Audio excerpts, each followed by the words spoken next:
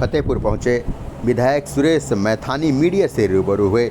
इस दौरान लोकसभा चुनाव के मद्देनज़र भाजपा का संकल्प पत्र उन्होंने पढ़ा और कहा कि भाजपा के संकल्प पत्र में वो सब है जो आम जनमानस को ज़रूरत है। इस दौरान युवाओं के लिए भी उन्होंने कहा कि इस घोषणा पत्र में खूब खूबियाँ बताई गई हैं। साथ ही किसानों के लिए, महिलाओं के लिए सहित तमाम लोगों के बातों को उन्होंने अपने संकल्प पत्र में बताया। आइए सीधे जानते हैं क्या कहा विधायक पर हमारा संकल्प पत्र हमारे देश के सुरेश मैथानी। इस दौरान उनके साथ केंद्रीय राज्य मंत्री साधु रंजन ज्योति, भाजपा के जिला अध्यक्ष मुखलाल पाल, विधायक कृष्णा पासवान, विधायक राजेंद्र पटेल, जिला पंचायत अध्यक्ष अभय प्रताप सिंह भी मौजूद थे। सुझावों के आधार पर, यानी हम अगर कहें यह संकल्प पत्र आम देश की जनता के द्वारा सुझावों के आधार पर जनता ने ही तैयार किया।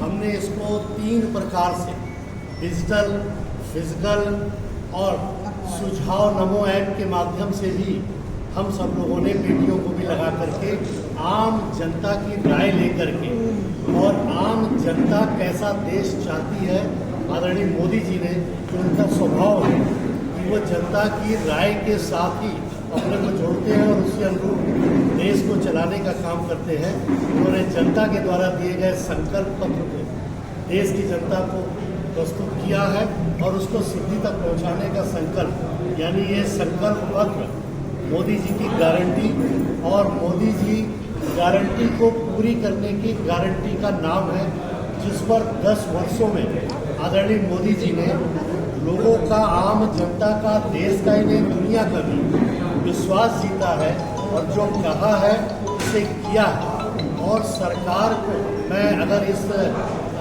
आपको संकल्प पत्र की बात कहूँ तो वितरित कर दिया, तो इसको तो वितरित कर दीजिएगा। तो विषय जो आपके पास इसमें है वो आपको आ जाएगा। कुछ बात मैं कहना चाहता हूँ वो कह देंगे, फिर आपके जो प्रश्न है वो आ जाएंगे। ये आपको संकल्प पत्र समर्पित है, इसमें से आ जाएंगे। और हम सब लोग मोदी जी के प्रतिनिधि के रूप में, योगी जी के प्रतिनिधि के रूप में हम कहना चाहेंगे, अगर बहुत संक्षेप में कहें तो इस देश ने सरकार का मतलब समझने का काम पहली बार मोदी जी के प्रधानमंत्री बनने के बाद किया है। अरे भाई, कि हमने देखा है इसी देश में कि जब तत्कालीन देश के प्रधानमंत्री स्वर्गीय राजीव गांधी जी ने कहा था कि 1 रुपये चलता है और 15 पैसा पहुंचता है, मोदी जी ने इस व्यवस्था को पलटा और अब 1 रुपये चलता है और डीबीटी के माध्यम से सीधे 1 रुपये लाभार्थी के खाते में जाता है। यानी बीच की दलाली प्रक्रिया को समाप्त किया है, लाइन संस्कृति को खत्म किया है। राशन की लाइन, टेलीफोन की लाइन, बिजली की लाइन, ये सारे, गैस की लाइन, ये लाइन संस्कृति को भी उन्होंने खत्म किया है। आपने कोरोना कालखंड में भी देखा, उन्होंने अपनी अद्भुत प्रतिभा का परिचय पूरी दुनिया को दे दिया। जैसे अमेरिका जैसा शक्तिशाली देश, अगर हम एक तरफ देश की बात करेंगे और छोटे से उदाहरण से कुछ समुदाय की बात करेंगे, अमेरिका जैसा देश जो शक्तिशाली, आर्थिक संपन्न, एडवांस टेक्नोलॉजी से भरा हुआ देश, कोरोना की पहली लहर में कहता है कि हमारे देश के 2 लाख नागरिक मरेंगे और स्वीकारोक्ति करता है सार्वजनिक। और उसके ठीक विपरीत मोदी जी कभी थाल बजवा कर, कभी प्रकाश उत्सव कर पूरे देश की जनता की आवाज़ से अपनी आवाज़ को जोड़कर लॉकडाउन लगाते हैं और पूरे देश की जनता उनका साथ देती है और वो उस कोरोना में विजय प्राप्त करते हैं। उसी समय जल, नभ और थल से भी, ऑक्सीजन से लेकर सारी व्यवस्थाएं वो करते हैं। वैज्ञानिकों का हौसला बढ़ाते हैं और वैक्सीनेशन पूरे देश के ही लोगों को निःशुल्क नहीं देते, विदेशों में भी उन गरीब देशों को जिनके जानों को बचाने की प्रबल आवश्यकता और उनके द्वारा आग्रह हो रहा था, उनको भी निःशुल्क देते। एक उदाहरण तो दुनिया के लिए, एक से हम तमाम उदाहरण कहेंगे तो प्रेस वार्ता में पूरा नहीं आ सकता। एक उदाहरण दुनिया के लिए, दूसरा देश की सीमाओं को उन्होंने सुरक्षित किया, तीसरा बहुत सारे समय से, बहुत सदियों से जो इस प्रकार के कानून थे, दशकों से जो इस प्रकार के कानून थे जो देश के लिए कलंक थे, उनको हटा करके जनता को राहत दी। न्यायपालिका को भी दुरुस्त करने का संवैधानिक एक आवरण पहनाया, एक संवैधानिक व्यवस्था थी कि जिससे लोगों को न्याय भी समय पर मिले। आतंकवाद देश के अंदर हम लोग रोज सुनते थे, फला चौरा, फला जिला, फला प्रदेश, उस पर भी लगाम लगी। हमने ये भी देखा है कि किस प्रकार से मोदी जी ने, योगी जी ने, कोर्ट ने जो डिसीजन दिया, हमने उसका स्वागत किया। कांग्रेस पार्टी ने इस देश पर एक काला धब्बा लगाया कि जब राम के अस्तित्व को नकारा और हम अपने ही देश में 500 वर्षों तक पूर्व से ही अपने देश में राम मंदिर को बनाने के लिए तरसते रहे। राम सेतु के अस्तित्व पर भी प्रश्न खड़ा करके 22 एडवोकेट, बड़े वकील सुप्रीम कोर्ट तक लगाए कि राम सेतु का भी अस्तित्व नहीं। सनातन पर चोट, आस्था पर चोट, संस्कृति पर चोट, ये करने का काम कांग्रेस और सपा ने किया। समाजवादी पार्टी के हाथ निर्दोष कार सेवकों के खून से आज भी सने हुए हैं और अब वो लोग एक तरफ दर्शन न करना, ये उनका विषय हो सकता है, लेकिन आज भी तुष्टीकरण के आधार पर मात्र वोट बैंक की राजनीति करके देश के लोगों को भ्रमित करने का एक असफल प्रयास समाजवादी पार्टी के द्वारा किया जा रहा है।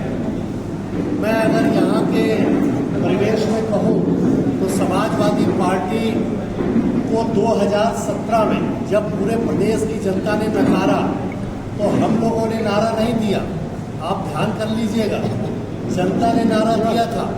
हम अगर नारा देते तो समाजवादी पार्टी और अन्य पूरा समाज, आप सब भी, हमारे पत्रकार मित्रों की कलम चलती कि भाजपाई है इसलिए ऐसा नारा दिया। जनता ने नारा दिया था कि जिस गाड़ी में सपा का झंडा, समझो उसमें बैठा गुंडा, ये कह करके 2017 में उन्होंने समाजवादी पार्टी को नकारा।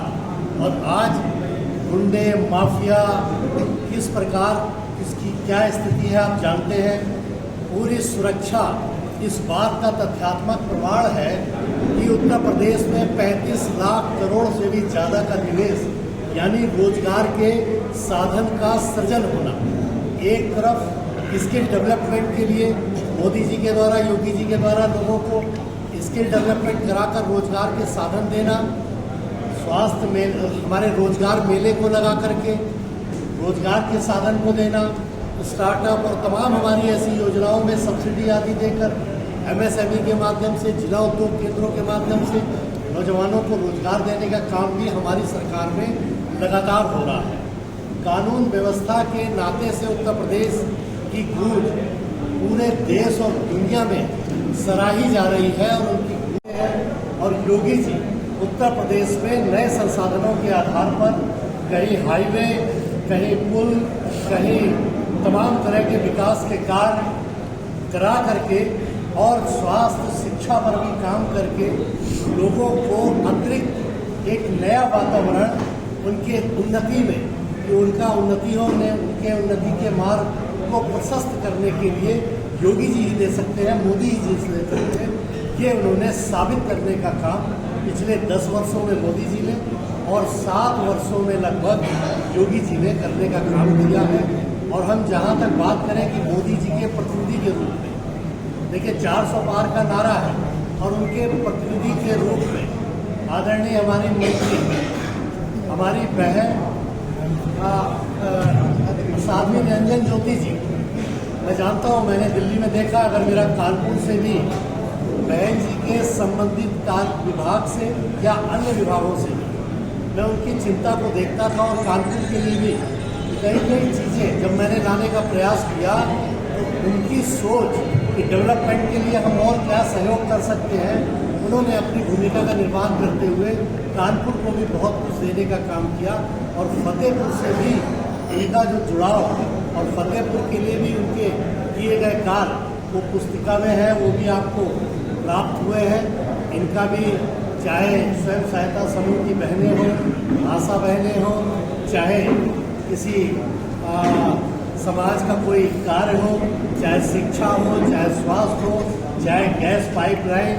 अभी तो मुझे पता चला था, मैं दिल्ली में उस दिन था जिस दिन ये घोषणा हुई थी कि 700 करोड़ की गैस यहाँ पर पाइपलाइन के सीवर की पाइपलाइन की योजना के लिए 700 करोड़, अगर मैं ठीक कह रहा हूँ मैं 700 करोड़ योजना फतेहपुर के लिए ये सामान्य बात नहीं है, बिल्कुल सामान्य बात नहीं है। तो ये इस प्रकार की योजनाओं को उनका लाना, एक बेरोजगारी के लिए विपक्ष के पास चूंकि कुछ मुद्दा नहीं है और तथ्यात्मक कोई बात नहीं है।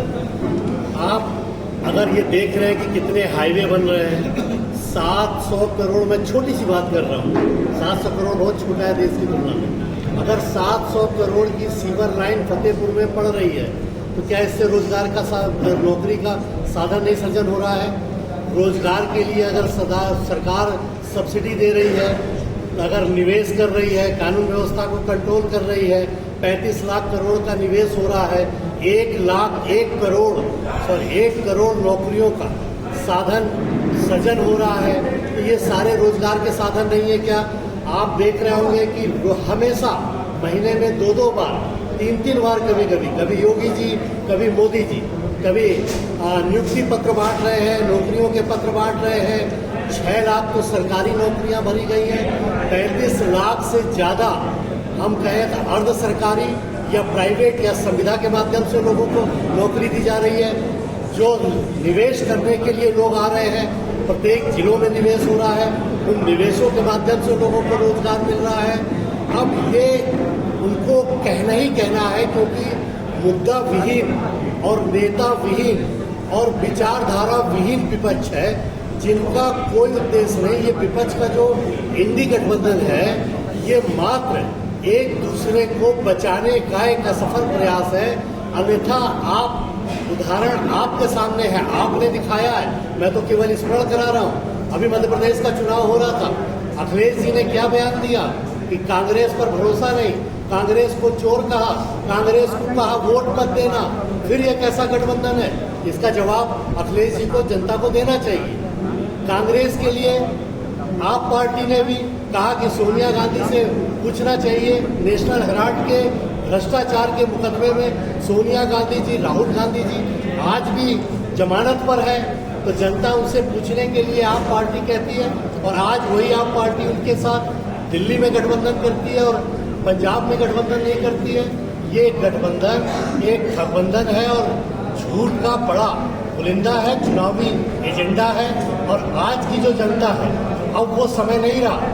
ये किसी मुखिया ने या किसी वोट के ठेकेदार ने ये कहा कि चलिए सारे लोग इस पार्टी को वोट करेंगे। आज पिता किसी को वोट करता है और पुत्र किसी को वोट करता है, इतनी जागरूकता है। और मोदी जी पर लोगों का भरोसा बढ़ा हुआ है, भारतीय जनता पार्टी की नीतियों पर भरोसा बढ़ा है, और लोगों को ये विश्वास है कि चाहे रोजगार हो, चाहे इंफ्रास्ट्रक्चर हो, चाहे स्वास्थ्य हो, चाहे शिक्षा हो, मोदी जी ने इस 10 वर्षों में वो करके दिखाया है जो कांग्रेस की सरकार लंबे समय से नहीं कर पाई।